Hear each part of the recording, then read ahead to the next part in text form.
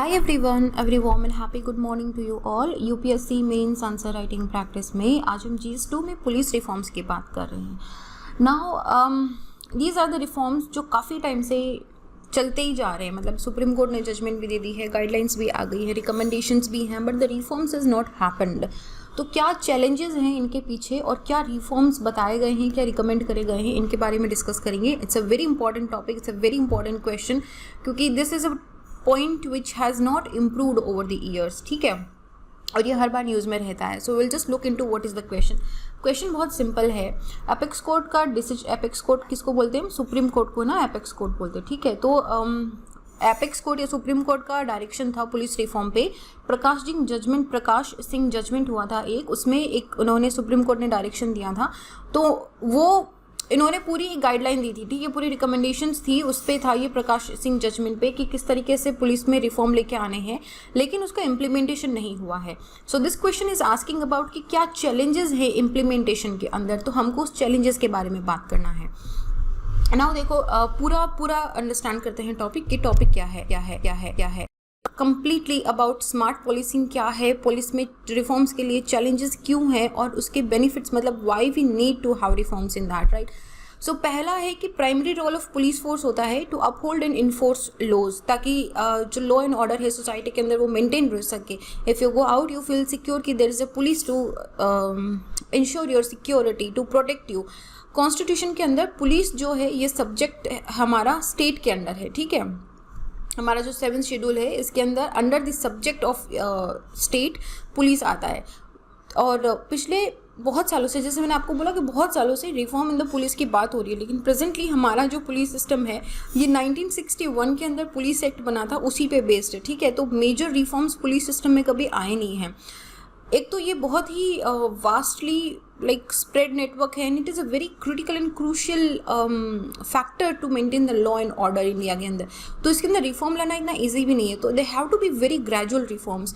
तो इसी के अंदर सुप्रीम कोर्ट का एक लैंडमार्क जजमेंट आया था Prakash Singh versus Union of India 2006 के अंदर, जिन्होंने पुलिस रिफॉर्म की केसेस के बारे में डील करा था।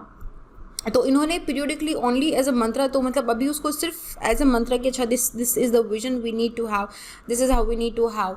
तो ये टाइम टू टाइम जैसे ही कोई दिक्कत आती है इस तरीका, ये Prakash Singh judgement versus Union of India 2006, this is very important, इसको नोट डाउन कर लो कहीं पे, दिस इज़ वेरी इंपॉर्टेंट। तो ये आता है। तो अभी मतलब लेटेस्ट एपिसोड जैसे कि महाराष्ट्र के अंदर हमने कुछ टाइम पहले पढ़ा भी था, the cases of very famous IPS officers in to the Maharashtra, और काफ़ी सारे इस तरह के चैलेंजेस आते रहते। पहले भी हमने देखा था कि किस तरीके से encounter has become more into कि कितना एनकाउंटर हुआ, अब तक 56 वाली स्टोरीज कितनी रियल में है। ज़रूरत क्या है रिफॉर्म्स की? सबसे पहले तो to achieve a greater power we need to have a very secure society, और सिक्योर सोसाइटी आती है अगर हमारी पुलिस उस तरीके से वर्क कर रही है। So we need to have the restructuring and modernisation of the police also. If you see, जैसे हम लोग अगर कोई TV शो देखते हैं बाहर का, हॉलीवुड का या यूरोपियन, तो उस अगर TV शो देखते हैं या फिर अगर हम मूवी भी देखते तो उसमें देखते हैं कि कोई भी क्राइम होता है फटाफट से पुलिस आ जाती है, पुलिस की गाड़ी पेट्रोल करती रहती है, they are very modernize, they have all the equipments to connect with their central room instantly, और इंस्टेंटली सपोर्ट आ जाता है वहाँ पे। तो हमको देख के लगता है इंडिया में तो ऐसा नहीं है। इंडिया में तो हम जब हम लोग शिकायत दर्ज करने के लिए भी जाते हैं तब भी इतना वेट करवाना पड़ता है, इतनी होती है हमारी, मतलब just see the perception of police we have in India versus in the USA और यूरोप ना, अब अब्रॉड की कंट्रीज़ के अंदर, डेवलप्ड कंट्रीज़ के अंदर देखो तो it's a very different perception. मतलब हमारा यहाँ पे पुलिस का परसेप्शन ही डिफरेंट है।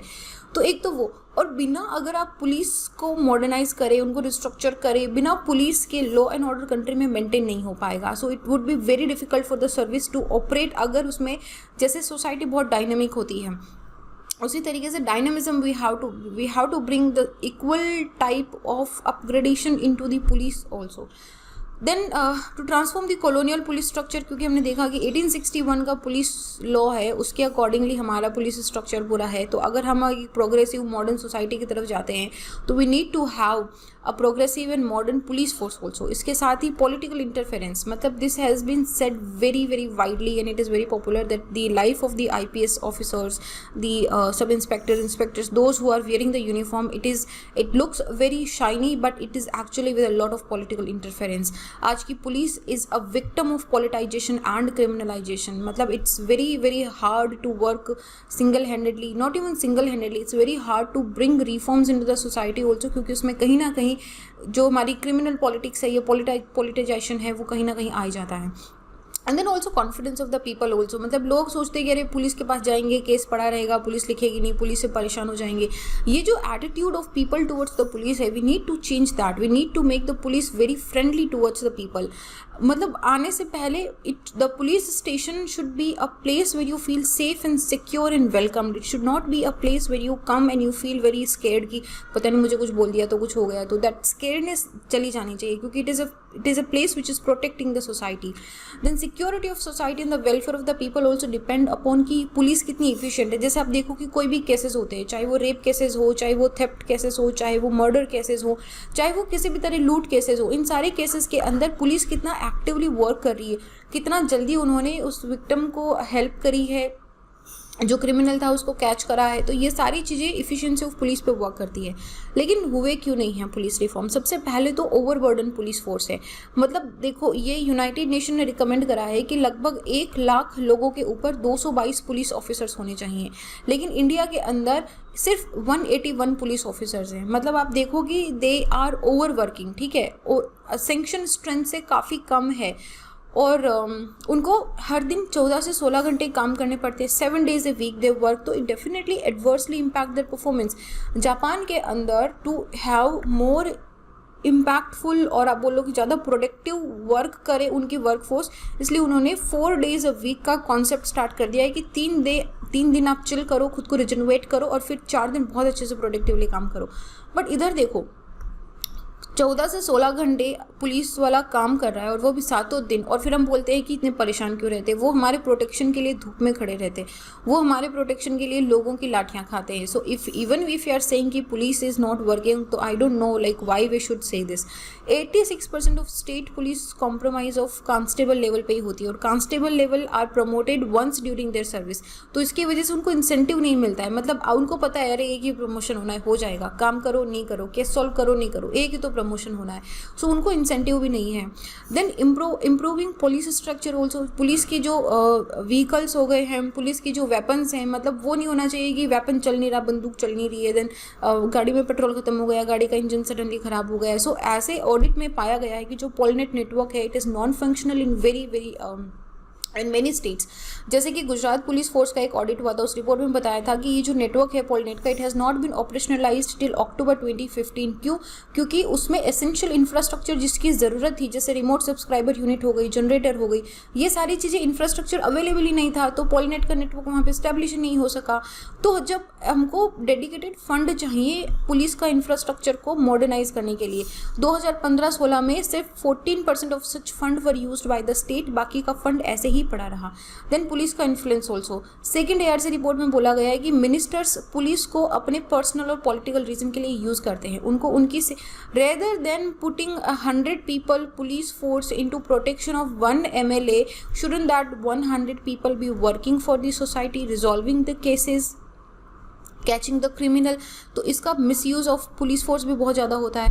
Then police accountability also. Police का दे हैव द अथॉरिटी कि वो लॉ एंड ऑर्डर को मेंटेन करने के लिए अपना फोर्स है जो एक्सरसाइज कर सकते हैं. लेकिन कभी कभी वो भी होता है कि जो बोलते हैं ना कि पावर करप्ट्स पीपल, तो वो पावर कभी कभी करप्ट भी कर देता है, मिसयूज भी हो जाता है. Then poor quality of investigation also.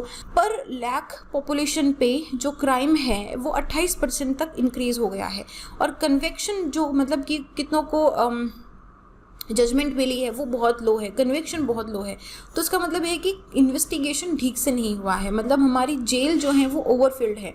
Law commission ने रिकमेंडेशन दिया है, सेकंड ARC ने रिकमेंडेशन दिया है कि आपको एक पर्टिकुलर मतलब इन्वेस्टिगेशन को बिल्कुल सेपरेट कर दो, क्योंकि जनरली क्या होता है कि स्टेट पुलिस ऑफिसर्स इन्वेस्टिगेशन को निगलेक्ट कर देते हैं. जाहिर सी बात है वही इन्वेस्टिगेट कर रहा है, वही क्रिमिनल को कैच कर रहा है, वही जो नॉर्मल पुलिस वर्क है वो कर रहा है. So they are under staffed and they are over burden with the work. So rather than we need to separate these two things. Lack of training है, उनमें एक्सपर्टीज नहीं है कि किस तरीके से इन्वेस्टिगेशन करना है, प्रोफेशनल इन्वेस्टिगेशन कैसे होती है, लोगों से किस तरीके से बात निकलवानी है. तो मतलब डंडे से हर चीज़ निकलती भी तो नहीं है ना. एंड इनसफिशिएंट लीगल नॉलेज भी है, फॉरेंसिक एंड साइबर इंफ्रास्ट्रक्चर ठीक से अवेलेबल नहीं है, इनएडिक्वेट है, आउटडेटेड है. तो ऐसे के अंदर पुलिस फोर्स फिर क्या करती है कि या तो वो टॉर्चर करेगी, फोर्स को यूज़ करेगी ताकि उनसे एविडेंस लेके आ जाए. तभी तो डेथ इन जेल के केसेस भी इंक्रीज हो रहे हैं. फॉरेंसिक लैब नहीं है, जहाँ पे है वहाँ पे क्वालिफाइड स्टाफ नहीं है, फंड नहीं है, वो मेंटेन नहीं हो रही है, तो वहाँ पे फॉरेंसिक लैब पे हाई पेंडेंस इंक्रीज हो रही है. मतलब जो हम सीआईडी के अंदर देखते हैं ना, दया दरवाज़ा तोड़ दो, वो एक टीवी शो है, ठीक है. These kind of things doesn't happen in reality कि फॉरेंसिक लैब इतना जल्दी से काम कर रही है क्या, ये वाला चीज़ जल्दी से निकल गया क्या. It takes a lot of time, even fingerprint आने में भी बहुत टाइम लगता है. Lack of coordination also, centre and state के बीच में किस तरीके से लॉ एंड ऑर्डर को मेंटेन करना है, इस चीज़ के बारे में आप ये बोल सकते हो कि इफ़िशिएंट कोऑर्डिनेशन नहीं है. पुलिस फोर्स को कभी कभी it is not even the position कि अगर साइबर क्राइम की या ग्लोबल टेररिज्म की या नेक्सलिज्म की प्रॉब्लम होती है तो उनका स्ट्रक्चर खुद का वीक है कि वो उसको टैकल नहीं कर पाते हैं. Then privilege of the rank system also within the police force also. जो टॉप एग्जीक्यूटिव होते हैं वो लोअर लेवल पर्सनल को अब्यूज़ करते हैं. जो सैनिक सिपाही सिस्टम होता है इसके अंडर भी काफ़ी सारे केसेस आर्मी के अंदर भी आए थे. तो ये prevalence of rank system and abuse of the rank भी होता है.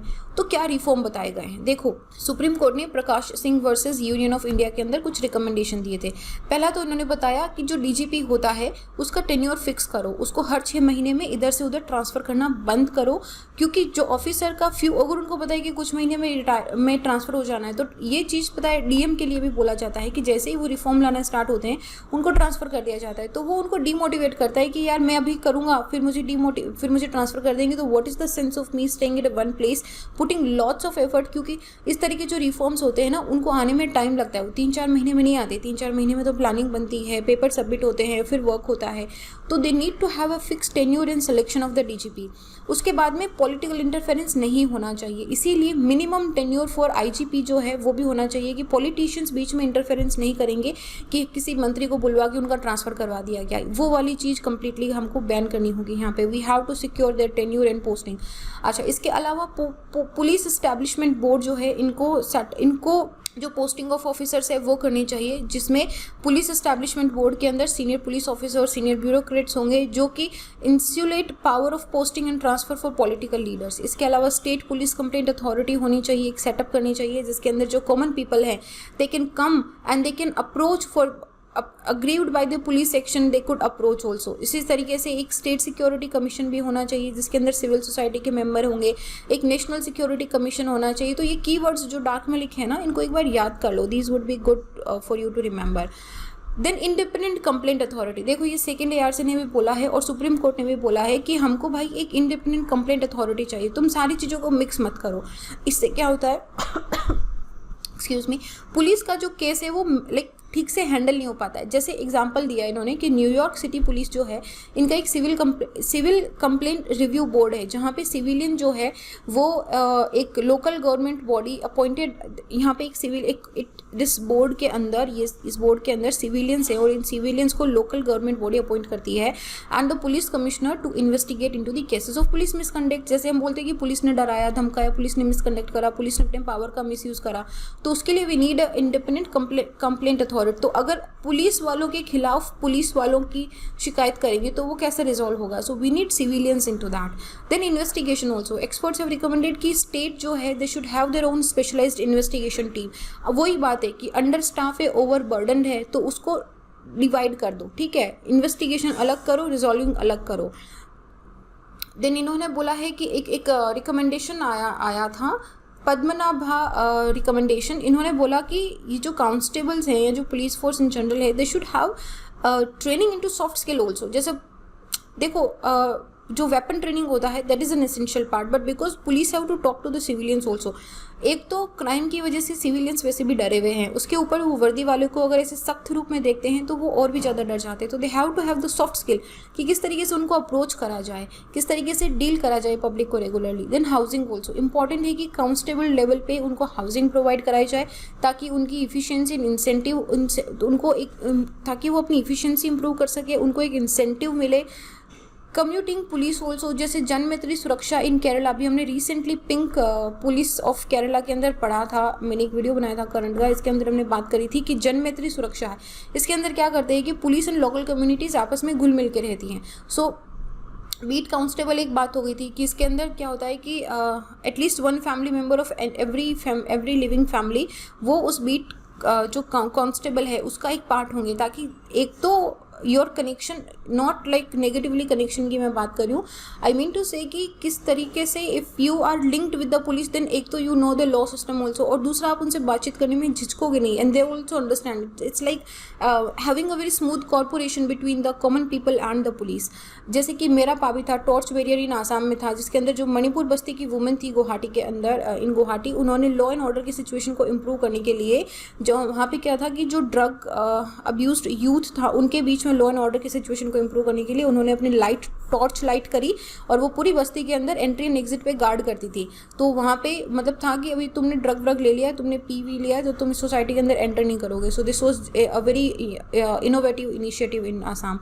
इसके अलावा कोर्ट, मद्रास हाई कोर्ट ने बोला है कि स्टेट गवर्नमेंट को सबसे पहले तो 7 दिन पे काम नहीं रखना है, छुट्टी दो उनको, 8 घंटे की उनकी शिफ्ट करो, 3 शिफ्ट करो पुलिस सिस्टम के अंदर, 8 घंटे की 3 शिफ्ट होनी चाहिए और इनको एक दिन छुट्टी मिलनी चाहिए ताकि वो खुद को स्ट्रेस से रिलीव कर सके। एविडेंस बेस्ड पुलिसिंग होनी चाहिए which is gaining credibility day by day. Second ARC ने यह भी रिकमेंड करा है कि जो गवर्नमेंट है they should declare certain crime as federal crime, और उनका इन्वेस्टिगेशन जो है वो सेंट्रल एजेंसी को करना चाहिए ताकि स्टेट एजेंसी से थोड़ा रिलीफ हो जाए और एक uniformity into resolving of the cases भी आए। Police need to have operational freedom at least. उनकी क्या रिस्पॉन्सिबिलिटी है, उनको फुलफिल करने दो, उनको सेटिस्फैक्ट्री वर्किंग कंडीशन दो, उनको रिजनवेट करने का टाइम दो। पुअर परफॉर्मेंस और मिसयूज ऑफ पावर है उसके लिए उनको अकाउंटेबल होल्ड करो, उनको पनिश भी करो if they are not doing their job. Police forces के अंदर जो जेंडर पैरिटी है उसको भी रिड्यूस करने की बात करी गई है क्योंकि बहुत कम परसेंटेज ऑफ वुमेन है, तो उन्होंने बोला है कि women in police should be 33%। ठीक है, तो यहाँ पे इन्होंने सेकेंड ARC ने actually affirmative action which is the reservation, इसको भी रिकमेंड करा है। Then improvement in intelligence gathering also, the intelligence gathering machinery in the field needs to be strengthen also, कि कहाँ से इन्फॉर्मेशन कलेक्ट हो रही है। ह्यूमन इंटेलिजेंस को कंबाइन करना पड़ेगा डाइवर्स सोर्सेज के through which can be increase with the use of technology also. So overall conclusion में आप लिख सकते हो कि हाँ, पुलिस रिफॉर्म की ज़रूरत है ताकि उनको एक फंक्शनल ऑटोनॉमी दी जाए ताकि वो सोसाइटी के अंदर लॉ एंड ऑर्डर को स्टैब्लिश कर सके। एंड ये हमारे प्राइम मिनिस्टर नरेंद्र मोदी जी ने बोला है कि we need to have a smart police, and smart stands for S for strict but sensitive, M modern and mobile, A alert and accountable, R stands for reliable and responsive, T stands for tech savvy and trained। इसको याद कर लो, जब भी police reform की बात है you have to mention this smart police। So we need this smart police for the reform. I know थोड़ा सा लंबा चला गया क्योंकि पुलिस रिफॉर्म का टॉपिक थोड़ा सा लंबा है, बट इससे ज़्यादा पुलिस रिफॉर्म में पढ़ने की कोई कतई आवश्यकता नहीं है। This is more than sufficient for the police reform. इसमें से जो पॉइंट याद रहे, ये इसका मैं जो PDF है टेलीग्राम पे डाल दूंगी, आप वहाँ से ले लेना। I upload all the PDFs on the Telegram. So this is it. मेरा नाम संतोष है। अगर आप मुझसे जुड़ना चाहते हैं, if you have any questions about the UPSC preparations, I am here to help you. You can drop me a text on little_simple_buddha। I would be happy to help you। So this is it. Stay strong on your preparations. Very few days are left, so stay there, stay strong, and I will see you guys in the next video. Jai Hind.